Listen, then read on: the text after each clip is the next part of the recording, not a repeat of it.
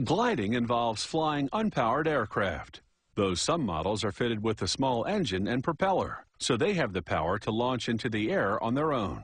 No matter what the model, the sport of gliding is all about the joy of using the forces of the atmosphere to fly higher, faster, and longer.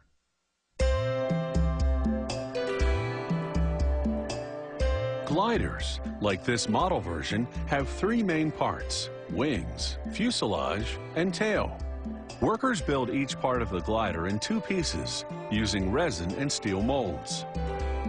They begin with the fuselage mold. They lay down strips of Kevlar, a strong heat-resistant material.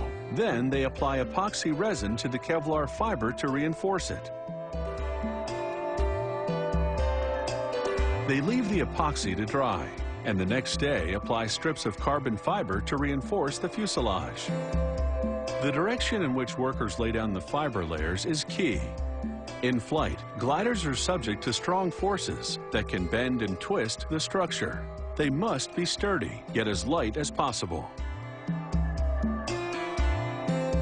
The glider's tail boom gets the same treatment, except where the antenna will go, as radio signals don't penetrate the carbon fiber very well.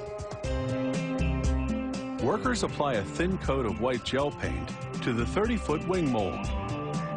Gliders are always white, so they don't absorb the sun's rays and overheat. They roll a sheet of carbon fiber over the painted mold. Then, the entire assembly team skillfully applies an even coat of resin.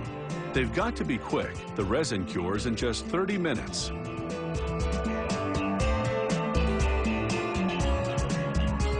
They add a final layer of carbon fiber to strengthen a portion of the wing that's subject to strong wind currents. After laying a white fleece over the layers of carbon fiber, they seal it between two sheets of plastic. A vacuum compresses the layers, which draws excess resin to the surface, where workers can remove it. The two wing parts are glued together using the same epoxy resin that bonds and seals the carbon fibers.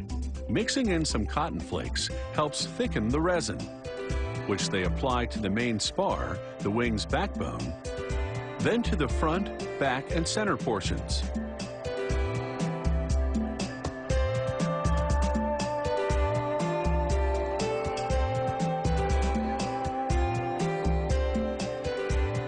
Using a crane, workers carefully fit the two wing molds together.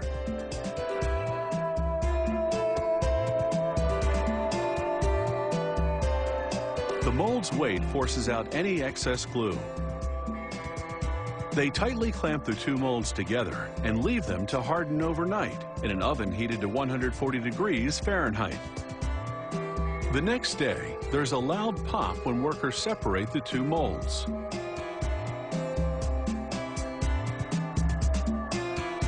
They carry the completed wing structure, which weighs only 132 pounds, over to another area to trim the resin overflow and sand down the seams.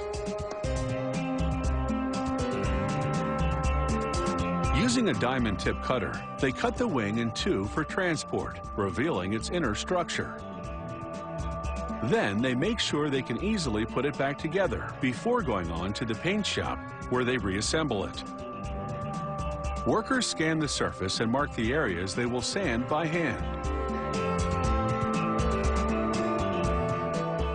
They mount the glider's fuselage on a rotating stand so they can easily access the entire surface. They sand it and then polish it to a mirror finish.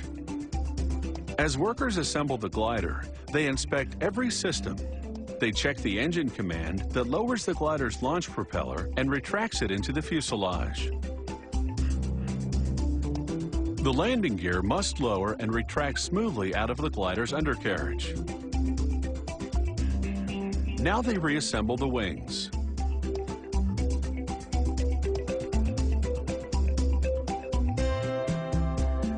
They check the air brake located in the wing.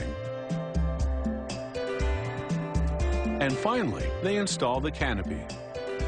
The glider is complete.